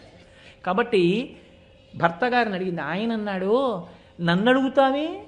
భగవంతున్ పరమున్ జనార్దనన్ కృపాపారీడు సర్వాత్మకున్ శ్రీహరి సేవ చేయు మతడున్ సంతుష్టును పొంది నీకకు ఇష్టార్థములెల్లనిచ్చు అఖిలార్థా వ్యాప్తి చేకూరిడిన్ భగవత్సేవల పొందరాది బహు సౌభాగ్యంబులన్ ప్రేయసి. నన్ను అడుగుతాయేటి? పరమాత్ముడు సేవిస్తే పొంగిపోయేవాడు శ్రీమన్నారాయణుడిని అడుగు, ఆయన ఇస్తాడు వైభవం అన్నాడు. ఇప్పుడు ఆవిడ వ్రతం చేసింది, వచ్చాడు, వచ్చినవాడు ఎదురుగుండా నిలబడినవాడు ఆయన ఆవిడ్ని వరం అడిగాడు. అది విచిత్రం. ఎందుకు అడిగాడో తెలుసా అండి? ఒక్కటే కారణం, గురువుల అనుగ్రహానికి బలిచక్రవర్తిని దూరం చేయాలి. దూరం చేసేస్తే చాలు, అయిపోతుంది, అంతే, కథ నడిచిపోతుంది. కాబట్టి ఇప్పుడు ఆయన అన్నాడు, అమ్మా నాకే కోరికగా ఉందమ్మా నీ కడుపున పుడతానం, నాకున్ వేడుక పుట్టు నీ సుతుడనై నర్తించి వర్తింపగా, నీ కోడండ్రును నీ కుమారవరులు నీనాథుడు నీవును సంశ్లోకింపన్ సతులున్ పతుల్ సమ్మోదింప రాత్రించరులు శోకింపన్ భవదీయ గర్భమున తేజోమూర్తి జన్మించదన్, నాకున్ వేడుక పుట్టు నీ సుతుడనై నర్తించి వర్తింపగా. అమ్మ నీ కొడుకులు కోడళ్ళు నీ భర్త సంతోషించేటట్టు నీ కడుపున పుట్టాలనుందమ్మా, అమ్మ పుట్టనా అమ్మా అని అడిగాడు. అడిగితే ఆవిడ పొంగిపోయింది, అంతకన్నా భాగ్యమా, తప్పకుండా పుట్టవయ్యా అని. ఆవిడ అసలు ఎందుకు తపస్సు చేసింది, ఎందుకు చేసింది వ్రతం? ఇంద్రుడికి రాజ్యం కోసం. ఇంద్రుడికి రాజ్యం ఇవ్వడానికి ఈశ్వరుడు ఇంద్రుడికి తమ్ముడు అయ్యాడు, ఉపేంద్రుడు అయ్యాడు, అదితికి కొడుకుగా పుట్టి. ఇప్పుడు ఆయన శ్రావణ ద్వాదశి నాడు శ్రోణనభిజిత్ సంజ్ఞాత లగ్నంబునన్ భువనాధీశుడు పుట్టె వామనగతిన్ పుణ్యవ్రతోపేతకున్ దివిజాధీశ్వరు మాతకున్ పరమపాతివ్రత్య విఖ్యాతకున్. శ్రావణ ద్వాదశి నాడు వామనమూర్తి అయి పుట్టారు. చిన్న పిల్లవాడు వెళ్ళనే వెళ్ళాడు బలిచక్రవర్తి చేస్తున్నటువంటి యజ్ఞవాటం దగ్గరికి. కొందరితో చర్చించును, కొందరితో జటలు చెప్పు గోష్ఠించేయున్, కొందరితో తర్కించును, కొందరితో ముచ్చటాడు, కొందరు నవ్వున్. వాళ్ళతో వేదం గురించి మాట్లాడుతున్నాడు. మీ గురువుగారు ఎవరంటున్నాడు, మీరు స్వరం తప్పు చెప్పారంటున్నాడు, ఈ పన్నం ఎక్కడదంటున్నాడు. వాళ్ళందరూ తెల్లబోతున్నారు, ఈ పిల్లాడేమిటి, ఈ తేజస్సు ఏమిటి, ఇంతున్నాడు, ఈ వామనమూర్తి ఏమిటి, ఎక్కడి నుంచి వచ్చాడు, ఇప్పుడే ఉపనయనం చేసుకున్న వాళ్ళ ఉన్నాడు, అబ్బో అబ్బో ఎంత అందంగా ఉన్నాడు, శంభుండో హరుడో పయోజభవుడో చండాంశుడో వహ్నియో ధరణం దంభాకారత వచ్చకాక ధరణి ధాత్రీసురుండెవ్వడి శంభోద్యోతనుడి పయోజభవుడంచున్ విస్మయభ్రాంతులై సంభాషించిరి బ్రహ్మచారికని తత్సభ్యుల్ రహస్యంబునన్. ఎవర్రావి ఈ పిల్లాడు, పరమశివుడు వచ్చాడా, అగ్నిహోత్రుడు వచ్చాడా? వాళ్ళు తెల్లబోయారు. వెళ్ళనే వెళ్ళాడు బలిచక్రవర్తి దగ్గరికి. వెళ్ళి ఏమీ తెలియని వాళ్ళ, ఏమి కావాలో అడగవయ్యా ఇచ్చేస్తానన్నాడు. గొడుగో జన్నిదమో కమండలయో నాకు ముంజియో దండమో బడుగేనెక్కడ కరుల్ వామాక్షుల శ్వంబులెక్కడ నిత్యోచిత కర్మమెక్కడ మదాకాంక్షితంబైన 3 అడుగుల మేర ఎత్రోబకిచ్చుటదే బ్రహ్మాండంబు నా పాలికిన్. నాకెందుకయ్యా అవిస్తానంటావు, నాకు అవన్నీ అక్కర్లా, 3 అడుగుల నేల చాలు. అది కూడా ఎలా 3 అనలేదు, 1-2 అడుగుల మేర ఇమ్ము సొమ్ము మేరయల్లా కోర్కెతీర బ్రహ్మ కూకటి ముట్టేద దానకుతుక సంద్ర దానవేంద్ర అన్నాడు. 1-2 అడుగులు ఇమ్మన్నాడు. 2 అంటే 1 భూమి, 1 పైన ఆకాశం కొలిచేస్తా, 3వ అడుగు ఎక్కడ పెట్టనని అడుగుతా, ముందే చెప్పాడు. 1-2 అడుగుల మేర ఇమ్ము సొమ్ము మేరయొల్లా కోర్కెతీర బ్రహ్మ కూకటి ముట్టేదా బ్రహ్మాండం అంతా ఇచ్చేసినట్టే ఇచ్చానను అన్నాడు. పొంగిపోయాడు. రమ్మా మానవ కొత్తమ చెమ్మా నీ వంచితంబు లేదనకిత్తున్ రమ్మ తెమ్మా నీ పాదమ్ములు కడిగెదనే సుమ్మా అంటూ ఆ బంగారు పాత్ర తీసుకొచ్చి వింధ్యావళి నీళ్లు పోస్తుంటే కాళ్ళు కడిగి ఇచ్చేయడానికి సిద్ధపడ్డాడు. గబగబా పరిగెత్తుకొచ్చాడు శుక్రాచార్యుల వారు. ఊరే చాలా కాలానికి దేవలోకం గెలిచి ఇంద్రుడిని గెలిచావురా, వచ్చినవాడు ఎవరో తెలుసా? శ్రీ మహావిష్ణువు. ఇచ్చేస్తానంటున్నావు పిచ్చాడా? ఇచ్చిన తర్వాత కొలుస్తాడు. 2 అడుగుల్లో అన్నీ కొలిచి 3వ అడుగు ఎక్కడెట్టనని నీ నెత్తి మీద పెడతాడు. నా మాట విను, ఇవ్వనను వారిజక్షులందు వైవాహికములందు ప్రాణవిత్తమాన భంగమందు జిగిత గోకులాగ్ర జన్మరక్షణమందు పలికి బొంకవచ్చు పాపంబు లేదు అనుహ అన్నాడు. ఏం పర్వాలేదని కొన్ని సందర్భాలు చెప్పి అవన్నీ ఇప్పుడు పాటించకూడదండోయ్, ఆ యుగంలో నీతి. కాబట్టి ఏం పర్వాలేదు, అబద్ధం చెప్పి అన్నాను కానండి నేను ఇవ్వనానండి అని అంటే పత్రికలు వక్రీకరించాయి అన్నట్టుగాని అన్నాడు. అంటే ఆయన అన్నాడు, అన్నన్నా ఎంత మాట అండి, ఒకసారి ఇస్తానన్నానంతే, ప్రాణమే పోనివ్వండి, నాకు భయం లేదు. అయినా గురువుగారు నేను మాట అంటాను, ఇవ్వద్దంటారేంటి? ఆదిన్ శ్రీసతి కొప్పుపై తనువుపై అంశోత్తరీయంబుపై ఆ పాదాబ్జంబులపై కపోలతటిపై పాలిండ్లపై నూత్న మర్యాదం చెందు కరంబు క్రిందగుట ఆపై నా కరంబుంట మేల్ కాదే రాజ్యము గిజ్జమున్ సతతమే కాయంబు నాపాయమే అన్నాడు. లక్ష్మీదేవి తల మీద, కొంగు మీద, పాదాల మీద ఆవిడ ఒళ్ళంతా తడిమి ఆవిడ పొంగిపోయేటట్టు ఉండగలిగినటువంటి ప్రీతితో సత్కారమును పొందగలిగిన చెయ్య లోకములను రక్షించగలిగిన ఇందరికీ కోరికలను తీర్చే చెయ్యి, కందువకు మంచి బంగారు చెయ్యి అంటారు అన్నమాచార్యుల వారు. ఆ చెయ్యి కింద, నా చెయ్యి పైన, ఇన్నాళ్ళకి అందరికీ ఇచ్చేవాడు కింద పెట్టాడు, నేను ఆయనకి ఇచ్చేవాడిని అయ్యాను. ఇవ్వద్దంటారేమిటి? రాజ్యమే పోనివ్వండి, నా శరీరమే పోనివ్వండి, ఇచ్చేస్తా అన్నాడు. ఓహో, ఇందుకోసమా యాగం చేయించి నీకు రాజ్యం ఇప్పించింది, అట్లాగే నీ రాజ్యము నశించిపోవుగాక. ఏమైంది? ఇందుకోసం కదండి వచ్చాడు, అంతే. ధారపోసేశాడంతే. విప్రాయ ప్రకట వ్రతాయ భవతే విష్ణుస్వరూపాయతే తత్ప్రామాణ్య విధే త్రిపాదస్య ధరణిం దాస్యామి అంచున్ క్రియా క్షిప్రుండై ధనుజేశ్వరుండు వడుగుంచేసాచి పూజించి బ్రహ్మప్రీతం అని ధారబోసి భువనం ఆశ్చర్యమం పొందగాను. ఆ నీళ్లు ధారబోశాడు. ఇంతంతై వటుడు ఇంతయ్యి మరియుతాని ఇంతయ్య భోవీధిపై అంతై తోయిదమండలగ్రమన కల్లంతై ప్రభారాశిపై అంతై చంద్రునకంతయ్యి ధ్రువునిపై అంతై మహర్వాటిపై అంతై సత్యపథోన్నతుండగుతు బ్రహ్మాండాంత సంవర్ధి. అన్ని లోకాలు కొలిచేశాడు. 3వ అడుగు ఎక్కడ పెట్టనన్నాడు. సునృతంబు కాని నుడువదు నా జింహ బొంకజాల నాకు బొంకు లేదు, నీ తృతీయ పదము నిజము నా శిరమున నెలవు చేసి పెట్టు మహితాత్మ అన్నాడు. నా మాట వమ్ముపోవడానికి వీల్లేదు, నా తల మీద పెట్టు 3వ కాలు అన్నాడు. అయిపోయింది. అయినా ఇస్తానన్న మాటకి కట్టుబడిపోయావు కాబట్టి నిన్ను నేను తీసుకెళ్లి పాతాళలోకానికి అధిపతి చేస్తున్నాను. ఎవ్వరూ దర్శించడానికి కూడా వీలు లేని నా లోకాన్ని తర్వాత నువ్వు పొద్దుదువు కానీ నాలో ఐక్యం అవుదువు కానీ అని వరం ఇచ్చారు. కాబట్టి గురువుల అనుగ్రహానికి దూరం అవడం దూరం అయింది. బలిచక్రవర్తి దెబ్బతిన్నాడా లేదా? అంతకాలం ఓర్చాడా లేదా ఇంద్రుడు? అప్పుడు ఆ రాజ్యాన్నంతటినీ ఇంద్రుడిని పిలిచి ధారపోశాడు. ఉపేంద్రుడిగా, ఇంద్రుడికి తమ్ముడిగా అన్నగారికి రాజ్యం ఇచ్చాడు. ఏమయ్యా, అంతటి విష్ణువే, ఇన్నింటినీ కొలవగలిగిన వాడే, అంతటి లక్ష్మీనాథుడే ఆ బలిచక్రవర్తిని గురువుల యొక్క అనుగ్రహానికి దూరం చేస్తే తప్ప కార్యము సాధించడం తేలిక కాదని ప్రహ్లాదుడికి మాట ఇచ్చాను. ఆ వంశంలో పుట్టిన వాళ్ళని నిగ్రహించకూడదు కాబట్టి చెయ్యి చాపడం వినా మార్గం లేదని అంతటి వాడు ఇంతటి వాడై వామనమూర్తి అయి అదితి కడుపులో పడుకుని ఓ చిన్న పిల్లవాడిగా పైకొచ్చి ఉపనయనం చేయించుకుని చెయ్యి చాపి దానం అడిగాడే. అంతకన్నా గొప్పవాడివా? అంతకన్నా కష్టం వచ్చిందా నీకు? ఏమి శ్రీ మహావిష్ణువు కన్నా పెద్ద కష్టమా అనేది? అంతే. ధర్మరాజు విచలితుడైపోయాడు. ఏమి మాట చెప్పావయ్యా ధౌమ్య, నిజమే నా కష్టం, ఏ పాటి కష్టం? అంతే ఉత్సాహం వచ్చింది. ఓర్చుకున్నవాడు పొందాడు.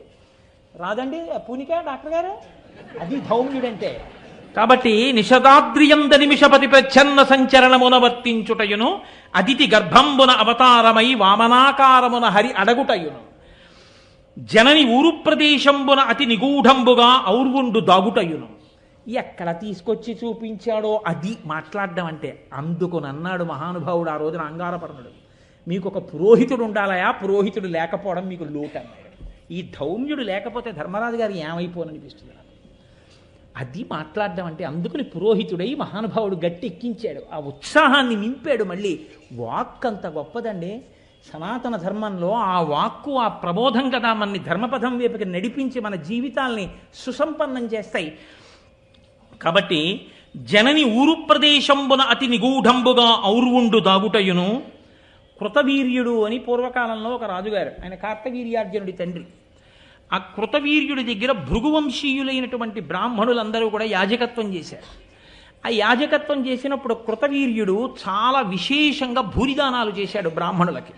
వాళ్ళందరూ చాలా సంపన్నులయ్యారు, చాలా ఐశ్వర్యంతో ఉన్నారు. కొంతకాలానికి కృతవీర్యుడు మరణించాడు.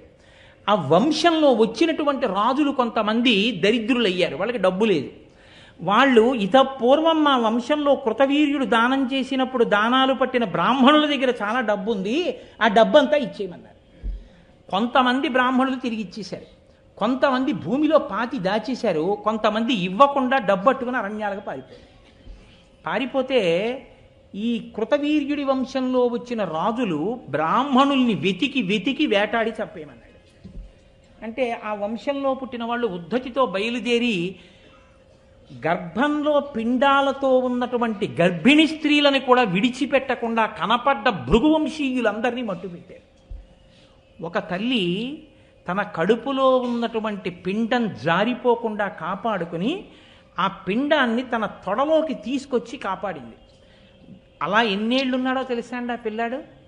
100 సంవత్సరములున్నాడు తొడలో. ఆమె తొడలో దాచుకుంది తన శక్తి చేత. ఆ పిల్లవాడు తొడలోనే ఉండి వేదాభ్యాసం చేశాడు. వేదాభ్యాసం చేస్తే చిట్ట చివరికి అరణ్యంలో ఎవడో కనిపెట్టాడు, ఆవిడ తొడలో గర్భం ఉంది, గర్భంలో ఓ పిల్లవాడు పెరుగుతున్నాడని. ఆవిడ్ని చంపేయండి అన్నారు. వాళ్ళు దగ్గరికి వచ్చి కత్తి తీసి ఆవిడ కంఠాన్ని దునమబోతున్నారు. అప్పుడు ఊరు ప్రదేశంలోంచి బయటికి వచ్చాడు కాబట్టి ఔర్వుడు అంటారు ఆయన. ఆ పిల్లవాడు వెంటనే తొడలోంచి బయటికి వచ్చి వాళ్ళని తీవ్రమైన దృష్టితో చూశాడు. వాళ్ళందరికీ కళ్ళు పోయాయి. కళ్ళు పోతే వాళ్ళు భయపడి ఏడిచారు ఆవిడ కాళ్ళ మీద పడి. ఆవిడంది, నా కాళ్ళ మీద పడి ఏడమైన ఎందుకు, ఆ పిల్లాడి కాళ్ళ మీద పడండి అని ఆయన మళ్ళీ దృష్టినిచ్చాడు. కానీ నా వంశంలో భృగువంశీయులందరినీ కూడా సంహరించారు కాబట్టి 3 లోకములు లేకుండా చేసేస్తానని అపారమైన తపశ్శక్తితో ఒక పెద్ద అగ్నిహోత్రాన్ని సృష్టించాడు. 3 లోకాల్ని కాల్చేస్తానని. అప్పుడు ఆయన పితృదేవతలు ఆయనకి ప్రత్యక్షమై అన్నారు, వాళ్ళు మమ్మల్ని చంపలేదయా, మేమే కావాలని వాళ్ళ చేతిలో చచ్చిపోవడానికి ఆ కపట నాటకం ఆడాం. ఎందుకంటే మేము పూర్ణ వైరాగ్యం పొందాం. ఇంకా మాకు ఎంత మాత్రమూ ఈ భూమండలం మీద ఉండడం ఇష్టం లేకపోయింది. ఎంత తొందరగా ఈ శరీరాలు విడిచిపెడతామా అని చూసాం. మా అంత మేము చచ్చిపోతే అపరాధం. అందుకని రాజదండనకి గురి అవడం కోసం నేరము కాని పని చెయ్యాలి. ప్రభువు ఆగ్రహానికి గురి కావాలి. అది మాకిచ్చిన సొత్తు, మేము దాచుకుంటే తప్పు కాదు. మేము దాచుకున్నాం. ఆయనకు ఆగ్రహం వచ్చి చంపేస్తాడని తెలుసు. అలా చంపేస్తే తొందరగా శరీరాలు వదిలిపెట్టి ఊర్ధ్వలోకాలకు వెళ్ళిపోదామని కావాలని ఆ పని చేసి మేము వదిలాం. తెలియక వాళ్ళు అనుకున్నారు మేమే చంపామనుకున్నారు. నువ్వేమనుకున్నావంటే మమ్మల్ని వాళ్ళు చంపారనుకుని ఇప్పుడు 3 లోకాల్ని కాల్చడానికి అగ్నిహోత్రాన్ని సృష్టిస్తున్నావు తపస్సు చేసి. నాయనా, నీ కోపాన్ని ఉపసంహారం చెయ్యన్నారు. నా కోపాన్ని ఉపసంహారం చేశాను, కానీ నేను తయారు చేసి లోకం మీద విడిచిపెట్టేయడానికి సిద్ధంగా ఉంచిన ఈ అగ్నిహోత్రాన్ని ఇప్పుడు ఏం చేయనని అడిగాడు. అయితే వాళ్ళన్నారు, ఈ అగ్నిహోత్రాన్ని గుర్రం రూపంలో సముద్ర గర్భంలో ప్రవేశపెట్టు, బడబాగ్ని అని పిలుస్తారు. అది సముద్ర గర్భంలో ఉంటుంది. అదే ఉప్పెన రూపంలో వచ్చినప్పుడు అందులోని కణికే కనపడుతుంటుంది. సముద్రం వేడి నీరు వచ్చిందని, అగ్నిహోత్రం కనబడి పెద్ద ప్రకాశం కనపడింది అంటుంటారు. ఆ అందులో బడబాగ్నిగా ఉండిపోయింది ఔరువుడి యొక్క కోప జ్వాల. ఆయన తపస్సు చేసి సృష్టించిన అగ్నిహోత్రమే హయ రూపంలో, గుర్రం రూపంలో అందులో ఉండిపోయింది. సముద్రంలో బడబాగ్నిగా ఉండిపోయింది. కాబట్టి సముద్రంలో విడిచిపెట్టమన్నారు. సముద్రంలో విడిచిపెట్టాడు. ఏమయ్యా, తల్లి కడుపులోంచి 9 నెలలు దాటగానే లోపల ఉండలేక తల కిందకి కాళ్ళు పైకి ఉండి తన మలమూత్రములు తానే అందులో విసర్జించుకుని అమ్మ పెట్టినటువంటి అన్నం నాభిగొట్టంలోంచి లోపలికి ఎక్కుతూ ఉంటే లోపల శరీరం పెరిగిపోతుంటే ఇరుకులో ఉండలేక 9 నెలలు దాటగానే జీవుడు పరమేశ్వరుణ్ణి ప్రార్థన చేస్తాడు. ఈశ్వర, ప్రసూతివాయు రూపంలో నన్ను బయటికి తోసేవా అని అడుగుతాడు. అప్పుడు ఈశ్వరుడు బయటికి తోసేస్తే అమ్మయ్యా బయటికి వచ్చాననుకుంటాడు. గర్భస్థ నరకం. మరి ఔరువుడు ఎన్నేళ్ళు ఉన్నాడు అమ్మ తొడలో? బయటికి వచ్చి నేర్చుకోవలసిన విద్యలన్నీ తొడలో పడుకుని చదువుకున్నాడు. ఇంత కష్టపడి చదువుకున్నది ప్రతీకారం కోసం చదివాడు. ఇంత ప్రతీకారం తీర్చుకుందాం అనుకునే వేళటికి పితృదేవతలు ఇలా మాట్లాడితే అగ్నిహోత్రాన్ని తీసుకెళ్లి సముద్రంలో విడిచిపెట్టాడు. ఎంత కష్టపడ్డాడయ్యా ఔరువుడు! అంతకన్నా పెద్ద కష్టం వచ్చిందా నీకు 1 సంవత్సరం అజ్ఞాతవాసం చేయడానికి? ఎంత పెద్ద మాట చెప్పారండి, ఎంత గొప్ప సన్నివేశం చెప్పారండి. ఇది ధౌమ్యుడంటే. జనని ఊరు ప్రదేశంబున అతి నిగూఢంబుగా ఔర్వుండు దాగుటయును, ధేను శరీర విలీనుడై అజ్ఞాతచర్య మార్తాండు సలుపుటయును. మధ్యందిన మార్తాండు అంటారు. లోకములను శిక్షించగలిగినటువంటి, తపింప చేయగలిగినటువంటి శక్తి కలిగినటువంటి పరమాత్మ అనేకమైనటువంటి స్థితులలో గుర్రం రూపాన్ని దాల్చాడు. ఒకానొకప్పుడు తన భార్యయే గుర్రం రూపంలో విహరిస్తోందని తెలుసుకుని తాను కూడా గుర్రం రూపాన్ని పొంది ఆమెతో కలిసి క్రీడించి పుత్రుణ్ణి కన్నాడు. అలాగే ఒకానొకప్పుడు సురభి అనేటటువంటి ఒక ధేనువుతో కామదృష్టితో కోరుకున్నప్పుడు బ్రహ్మగారి యొక్క అనుగ్రహం చేత ధేను శరీర విలీనుడై, అంటే ఆమె శరీరమునందు తన తేజస్సును కలిపిన వాడై చెరించాడు. అంతటి మార్తాండ స్వరూపం ఉన్నవాడు అంతటి కష్టాన్ని పొందాడు ఒకప్పుడు ప్రియభామిని యొక్క సమాగమం కోసమని. ఏమి అంతకన్నా పెద్ద కష్టం నువ్వు పడుతున్నావా? వినమే, ఇట్లు వడిన వీరులు పదపడి తమకు అగ్గమైన తరి జయింపరెట్లు ప్రబల రిపుల. అంతంత పెద్ద పెద్ద శత్రువుల్ని గెలవడం కోసమని ఇంతంత మహానుభావులు ఇన్నిన్ని కష్టాలు పడి 100,000 సంవత్సరములు కష్టాలకి ఓర్చారు. ఓర్చి తిరిగి తమ తమ స్థానములను తాము దక్కించుకున్నారు. ఆ ఓర్పు ఉంది కాబట్టి, కాలం ఎదురొచ్చినప్పుడు తట్టుకుని నిలబడ్డారు కాబట్టి ఇవాళ మళ్ళీ వాళ్ళు ఆ స్థితిలో నిలబడ్డారు. ధర్మజ, నువ్వు ఆ స్థితిని వదిలిపెట్టేస్తే నువ్వు ఆ ఓర్పుని కోల్పోతే నువ్వు ఎలా ఈ కష్టాన్ని తట్టుకుంటావు, ఎలా కాలానికి ఎదురు నిలబడగలుగుతావు? కాబట్టి నీవు కూడా ఆపద కోర్చుకొనుచు భంగపాటు తీర్చుకొనము. నీకు వచ్చిన ఆపదని ఓర్చుకుని నిలబడగలిగావా, నీకు వచ్చిన భంగపాటు తీర్చుకుంటావు. నీకు ఎవరు కష్టం కల్పించారో వాళ్ళని ఓడించి రాజ్యభ్రష్టుల్ని చేసి మళ్ళీ నువ్వు రాజ్యం పొంది నీ తమ్ముళ్ళు సుఖం పొందాలంటే ఓర్చుకోవడం రావాలి నీకు. ఆపదని ఏడాది ఈ ఓర్చుకోవడం అన్నది పోయి దుఃఖం వచ్చేసిందా, ఆ ఓర్పు పోతుంది. అందుకని తాళు, ఓర్చుకో, ఆపదని తట్టుకో. ఈ మాటలు విన్నాడు ధర్మరాజు. అంతే, వెంటనే అన్నారు ఉపశమనం పొందాడు, మళ్ళీ స్వస్థితిని పొందాడు. నిజమే, నేను ఇలా విచలితుడను కాకూడదనుకున్నాడు. వాక్కు ఎంత గొప్పదో మీరు చూశారా? ఆ సమయానికి అలా చెప్పగలిగిన పురోహితుడు దొరికాడు కాబట్టి ధర్మరాజు గారు మహానుభావుడు మళ్ళీ చక్కటి స్వాంతన పొందాడు. ఇప్పుడు పాండవులందరూ కలిసి అజ్ఞాతవాసానికి బయలుదేరాలి.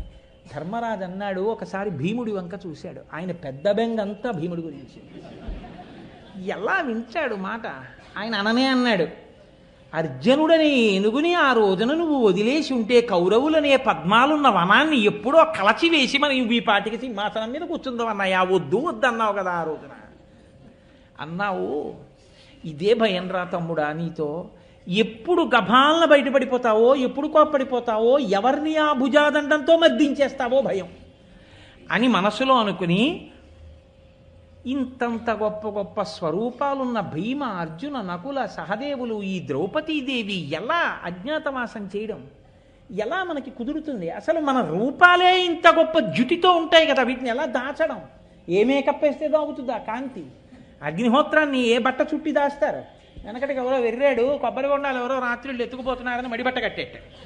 అలాగా అగ్నిహోత్రానికి బట్ట కట్టి అగ్నిహోత్రం కనపడకుండా ఆపగలరా మీరు? అలా ఉంటుంది. కనుక ఎలాగ ఇప్పుడు వీళ్ళందరూ అజ్ఞాతవాసంలో పైకి దొరకకుండా మసిలేట్టు చూడడం. అర్జునుడు అన్నాడు, ధర్మదేవత నీదు సత్కర్మమునకు మెచ్చి ఎంతయు ప్రీతిమై ఇచ్చినట్టి వరము కలుగంగా మనమేమి వర్తనమున ఎచటనున్నను ఒరుల నెరుగనగునే ఒరులకు నెరుగనగునే. అన్నయ్య ఎందుకు బెంగ పెట్టుకుంటావు? ధర్మదేవత నీకు వరం ఇచ్చింది కదన్నయ్య, అజ్ఞాతవాస కాలంలో మీకు ఏ ఇబ్బంది రాదు, మిమ్మల్ని ఎవరు గుర్తించలేరు అని చెప్పింది కదా. కాబట్టి అన్నయ్య బెంగ పెట్టుకోక, మనల్ని ఎవరు గుర్తించరు, మనం అజ్ఞాతవాసం పూర్తి చేస్తామన్నాడు. ఎక్కడది ధర్మదేవత వరం? ఇది అరణ్య పర్వంలో జరిగింది. ఒకానొకప్పుడు పాండురాజు గారు నలుగురు తమ్ముళ్లతో కూర్చుంటే ఓ బ్రాహ్మణుడు పరిగెత్తుకొచ్చి ఆయన అన్నాడు, నేను నా అరణిని తీసుకెళ్లి చెట్టు కొమ్మకి తగిలించుకున్నాను. ఒక లేడీ అటుగా పరిగెడుతూ వచ్చి చెట్టును గుద్దుకుంది, ఆ అరణి జారి దాని కొమ్ముకి పడింది. ఆ కొమ్ముకి తగిలిన అరణితో లేడీ పారిపోయింది. ఆ అరణి లేకపోతే నా నిత్యకర్మానుష్ఠానం నడవదు. కాబట్టి ధర్మజ వెళ్ళి నాకు ఆ అరణిని తెచ్చిపెట్టా, లేడీని పట్టి అన్నాడు. అరణి అంటే మీరు చూసి ఉంటారు, ఆ వెంకటేశ్వర వైభవోత్సవాల్లో మొదటి రోజున ఆరణి మంధనము అని లౌకికాగ్నితో వెలిగించకూడదు యజ్ఞంలో అగ్నిహోత్రాన్ని. అందుకని ఆ కొయ్యతో చేయబడినటువంటి దాంట్లో కొద్దిగా పదార్థాన్ని ఉంచి తిప్పితే ఆ వేడికి పైకి ఆ ఘర్షణకి నిప్పు పైకి వస్తుంది. అలా మధించేటటువంటి ప్రక్రియకి ఉపయోగపడే సాధనాన్ని అరణి అంటారు. అది ప్రతిరోజు అగ్నిహోత్రం చేసే అలవాటు ఉన్నటువంటి బ్రాహ్మణులకు ఉపయోగపడేటటువంటి సాధనం. అది లేకపోతే నిత్యాగ్నిహోత్రం నడపడం కష్టం. కాబట్టి ఆ అరణిని తెచ్చిపెట్టమన్నాడు. మీరు జాగ్రత్తగా గమనించాలి. 5 పరిగెత్తారు అన్నారు. ఒక లేడీకి 5 పరిగెత్తాలండి? అందులో అర్జునుడు చాలడా? కాదు. ఎందుకు 5 పరిగెత్తారంటే, ఒక బ్రాహ్మణుడికి వచ్చిన కష్టాన్ని, ఒక వేదం చదువుకున్న వాడికి వచ్చిన కష్టాన్ని, వాడి నిత్యకర్మానుష్ఠానికి వచ్చిన వైక్లభ్యాన్ని తొలగించడంలో పాండవులకి ఉన్నటువంటి నిష్ఠ అటువంటి. కాబట్టి ఇప్పుడు 5 పరిగెత్తారు. 5 లేడీ మీద బాణాలు వేశారు. చిత్రం ఏమిటంటే, దొరికి ఆ లేడీ దొరకకుండా తప్పించుకుని అరణ్యంలో పారిపోతూనే ఉంది. ఆఖరికి పాండవులు లేడిని వెతుకుతూ అరణ్య మధ్యంలోకి వెళ్ళిపోయారు. ఓ మర్రి చెట్టు కింద కూర్చున్నారు. విశేషమైన దాహం వేసింది.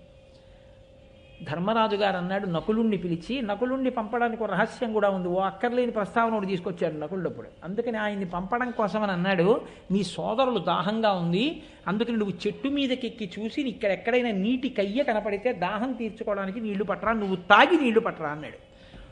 అంటే ఆయన చెట్టెక్కి చూసి దూరంగా కనపడుతోంది అన్నయ్య, నేను వెళ్ళి నీళ్లు తెస్తానని ఆ సరోవరం దగ్గరికి వెళ్ళాడు. వెళ్ళి నీళ్లు తాగుదామని దిగుతుంటే అదృశ్య రూపంలో ఎవరో పలికారు, ఈ సరోవరం నాది, నువ్వు లోపలికి దిగి నీళ్లు తాగడానికి వీల్లేదు, నా ప్రశ్నలకు జవాబు చెప్పి అప్పుడు నీళ్లు తాగాలి. నీ ప్రశ్నలకి నేను జవాబు చెప్పడం ఏమిటని నీళ్లు తాగేశాడు. వెంటనే ప్రాణములు పోయినవాడు ఎలా పడిపోతాడో అలా పడిపోయాడు ఒడ్డున. నకులుడు రాలేదు, సహదేవుడు వెళ్ళాడు, సహదేవుడు రాలేదు, భీముడు వెళ్ళాడు, భీముడు రాలేదు, అర్జునుడు వెళ్ళాడు, నలుగురు పడిపోయారు. ఇప్పుడు కట్టకడపటన ధర్మరాజు గారే వెళ్ళారు. ధర్మరాజు గారే వెళ్ళి ఆయన కూడా నలుగురిని చూసి ఆశ్చర్యపోయారు. యుద్ధం జరగలేదు, ఏ జాడలు లేవు, వాళ్ళ ఒంటి మీద గాయాలు లేవు, సామాన్యులు కారు, కులపర్వతాలు లాంటి వాళ్ళు, వీళ్ళు పడిపోవడం ఏమిటి అని దప్పిక తట్టుకోలేక నీటి కోసం దిగాడు. మళ్ళీ ఇదే మాట వినపడింది, నేను కొంగ రూపంలో ఈ నీటికంతటికీ రక్షకుడిగా ఉన్నాను, ఈ సరోవరం నాది, నా ప్రశ్నలకు జవాబు చెప్పి నీళ్లు తాగు అంది. ఆయన అన్నాడు, ఒక పక్షి నా తమ్ముళ్ళని పడగొట్టలేదు, అంత శక్తి లేదు, మీరెవరో దేవతా స్వరూపులు, సరే మీరు అడగండి, నాకు చేతనైతే చెప్తానన్నాడు. అప్పుడే వచ్చే యక్ష ప్రశ్నలు అంటారు. యక్షుడి రూపంలో వచ్చి నిలబడింది ఎదురుగుండా. నిలబడి చాలా ప్రశ్నలు అడిగింది. అవన్నీ అరణ్యపర్వం చెప్పినప్పుడు మీరు విందురు కానీ చాలా చిత్రమైనటువంటివన్నీ ఉంటాయి అందులో. మనం తెలుసుకోవలసినవి, నిత్య జీవితంలో తెలుసుకోవలసినవి ఎన్నో ఉంటాయి. ఇంట్లో దేవతల ఆహారం ఎందుకు తీసుకోరు అని అడిగాడు యక్షుడు. ఇంట్లో కోడి కానీ కుక్క కానీ పెంచి అది గడప దాటి లోపలికి వస్తే ఆహారాన్ని దేవతలు ముట్టరు, ఆ ఇంట దేవతలు నిత్యము ఉపవాసంతోనే ఉంటారు, ఆకలితో ఏడుస్తూ అని చెప్పాడు ధర్మరాజు. నువ్వు చెప్పింది సత్యం అని చెప్పాడు యక్షుడు. ఎన్నిటిని అడిగాడు మహానుభావుడు. రూపముండి గుండెలేనిది ఏదన్నాడు, రాయి అన్నాడు. సూర్యోదయం దేని వల్ల జరుగుతుందన్నాడు, బ్రహ్మము వల్ల అన్నాడు. దేని వల్ల అస్తమిస్తుందన్నాడు, ధర్మము వల్ల అన్నాడు. దేని వలన నడుస్తుంది అన్నాడు, వేద మంత్రముల యొక్క అనుగ్రహం వల్ల నడుస్తూ ఉంటుంది అన్నాడు. ఎవరు ఆయన్ని అనుగమిస్తారు అని అడిగాడు. ఎన్ని ప్రశ్నలు అడిగాడో తెలుసా అండి, ఒకటి కాదు రెండు కాదు, సముద్రం కన్నా లోతైంది ఏదని అడిగాడు. ఆడదాని గుండె అని చెప్పాడు. ఎన్ని ప్రశ్నలో వేశాడు. ఇన్ని ప్రశ్నలకి జవాబులు చెప్పాడు. ఇన్ని ప్రశ్నలకి జవాబులు చెప్పిన తర్వాత సంతోషించి, నేను ప్రసన్నుడనయ్యానయ్యా, నువ్వు చాలా గొప్ప జవాబులు చెప్పావు, నీ నలుగురు తమ్ముళ్ళు పడిపోయారు, ఒకళ్ళని బ్రతికిస్తాను, ఎవరు కావాలో అడిగన్నాడు. నకులుణ్ణి బతికించమని అడిగాడు. అదేమిటి ధర్మరాజా, భీముణ్ణి అడగాలి, అర్జునుణ్ణి అడగాలి, నీ పగ తీరడానికి వాళ్ళు అవసరం, వాళ్ళిద్దరిని వదిలేసి నకులుణ్ణి అడిగామేమిటి అన్నాడు. అంటే ధర్మరాజు గారు అన్నాడు, కుంతీసుతులలో నేను బతికి ఉన్నాను. ధర్మరాజు, భీముడు, అర్జునుడు ముగ్గురు కుంతీదేవి పుత్రులు. పాండురాజ పుత్రుల్లో ఇద్దరు భార్యలకి, కుంతికి మాద్రికి ముగ్గురు ఇద్దరు. ఆ ముగ్గురులో నేను బతికి ఉన్నాను. నా పినతల్లి మాద్రీసుతులలో ఒక్కడు కూడా బ్రతికి లేడు. అందుకే నా పినతల్లి పుత్రులైనటువంటి నకుల సహదేవుల్లో పెద్దవాడు కనుక నకులుడు బతకాలని కోరుకున్నాను. ఏమి ధర్మనిష్టయా, ఈ ప్రశ్న ఎందుకు అడిగానో తెలుసా? ధర్మం తెలియడం వేరు, ధర్మాన్ని అనుష్ఠించడం వేరు. నువ్వు అలా అడుగుతావా, నీ స్వప్రయోజనానికి భీమార్జునులను అడుగుతావో చూద్దామని అడిగాను. షహబాష్, నీ నలుగురు తమ్ముళ్ళని బతికిస్తున్నానన్నాడు. ఇంకొక వరం అడుగు, ఏం కావాలని అడిగాడు. నా బుద్ధి ఎంత కష్టం వచ్చినా ధర్మము నుంచి తప్పిపోకుండా నిలబడేటట్టుగా నన్ను అనుగ్రహించు అన్నాడు. ధర్మరాజా, ఏమి ప్రశ్న అడిగావయ్యా, ఏమి కోరిక కోరావయ్యా, ఎవడు అడుగుతాడయ్యా ఇటువంటి కోరిక? ఇప్పుడు ఒక వరం నిన్ను అడగమనకుండా నేను ఇస్తున్నాను. ఎదర అజ్ఞాతవాసం రాబోతోంది. అజ్ఞాతవాసంలో మీరు ఏ రూపాన్ని పొందుదామని సంకల్పం చేస్తే దానికి తగినట్టుగా మీరు మారిపోతారు. అందుకే భీముడు వంటలవాడు అవుదాం అనుకుంటే ఎదర మీరు విందురు గాని పద్యాలు తిక్కన గారి రచన ఉంటుంది. ఆయన ఏం కొత్తగా కర్రలు గరిట్లు తెచ్చుకోలేదు, వచ్చేసాయి అంతే చేతిలోకి. ధర్మరాజు గారి సన్యాసి వేషం వేద్దామంటే కాషాయ బట్టలు వచ్చాయి అంతే, వాళ్ళు సంకల్పం చేస్తే వచ్చాయి. ఇది చెప్తున్నాడు అర్జునుడు. అన్నయ్య, ధర్మదేవత అనుగ్రహం ఉంది. ఆ రోజున ఆ యక్షుడు, నాయన ఎవరో తెలుసా, నేనే యమధర్మరాజుని, నీ తండ్రిని. నా కొడుకు ఇంత కీర్తి పొందాడే ఈ లోకంలో, నిజంగా అంత కీర్తికి అర్హుడేనా అని పరీక్షించడానికి వచ్చాను. నా కొడుకువి నువ్వని పొంగిపోతున్నానయ్యా అని యమధర్మరాజు గారి స్వరూపం ఏమిటో చెప్తాడండి అరణ్య పర్వంలో. అందరూ యమధర్మరాజు గారు అంటే చంపేయడం అనుకుంటారు. పరమధర్మస్వరూపం, సత్యం, నిష్ఠ, తపస్సు, దమం, ఇవన్నీ నా స్వరూపాలని చెప్పాడు. కాబట్టి నిన్ను చూసి పొంగిపోతున్నాను రా పుత్ర అన్నాడు. అదిగో ఆ ధర్మదేవత వరం ఉంది కదా అన్నయ్య మనకి.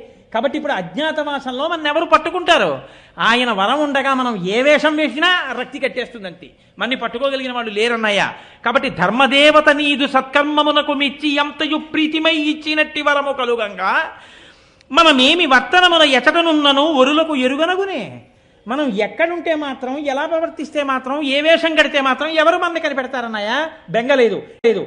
కాబట్టి ఎవరెవరం ఏ వేషంలో ఉందామో, ఏ రాజ్యంలో ఉందామో, ఎలా ఉందామో, ఎక్కడుందామో నువ్వు నిర్ణయం చెయ్యన్నయ్యా అన్నాడు. సరే చెప్తాను రా అన్నాడు. ఆలోచిస్తున్నాడు ధర్మరాజు గారు. పరమ సంతోషంగా ఉన్నాడు. ఇప్పుడు ధర్మదేవత వరం జ్ఞాపకానికి వచ్చింది. ధౌమ్యుడి మాటలు విన్నాడు. ధర్మరాజు గారు పరమ ప్రశాంతమైన స్థితిలో సంతోషంగా ఇప్పుడు తాను ఒక నిర్ణయం చెయ్యబోతున్నాడు. ఈ నిర్ణయం చెయ్యబోతున్నాడు కాబట్టి వాళ్ళ రాత్రికి ధర్మరాజు గారిని